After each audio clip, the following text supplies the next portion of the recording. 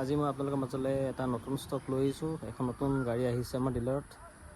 এখন হৈছে চেণ্ট্ৰ 2013 চনৰ ধৰক অক্টোবৰ মাহৰ হয়।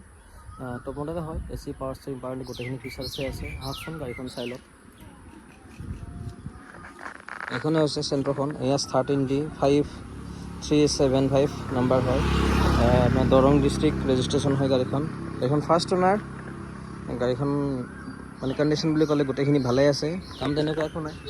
AC power steering, power window, music system গোটেইখিনি ৱৰ্কিং। টায়াৰ গোটেইকেইটা টায়াৰ নতুন লাগি আছে গাড়ীত। 2013 চনৰ অক্টোবৰ গাড়ী, ফাৰ্ষ্ট অনাৰ হয়। গাড়ীখন বহুত ভাল কণ্ডিশ্যনত আছে, আপোনালোকে চাব পাৰে গাড়ীখন কণ্ডিশ্যন। ক'তো ধৰক ডেণ্টিং নাই, কিবা নাই, ডেণ্টিং পেইণ্টিঙৰ কাম নাই। গাড়ীখন বহুত ভালে আছে, সেইটো চাব পাৰে। টায়াৰ আপোনাৰ গোটেইকেইটা টায়াৰে 80-90% গ্ৰিপ আছে। আৰু গাড়ীখন ফুল বডি চিল্ড আছে আমাৰ। আপোনাৰ বডি, ডিক্কি, বনেট, দৰ্জাবিলাক গোটেইবিলাকে আমাৰ চিল আছে। এফ্ৰন চিল আছে, এইটোৱে চাইড প্ৰফাইল তেনেকুৱা ধৰণৰ। আৰু গাড়ীখনত চেণ্টাৰ লকিং পাই যাব, চেণ্টাৰ লক আছে গাড়ীখনত।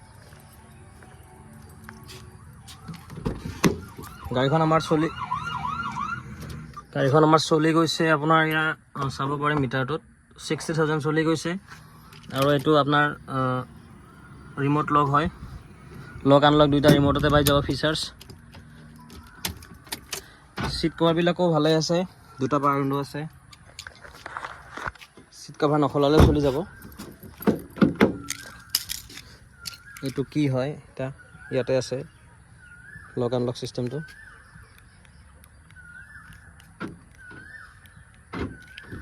ছিট কভাৰকেইটা চাব পাৰে, অলমষ্ট ঠিকেই আছে।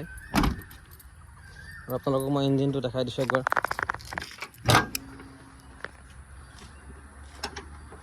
চাই লওক, এতিয়া এফ্ৰন চাই লওক।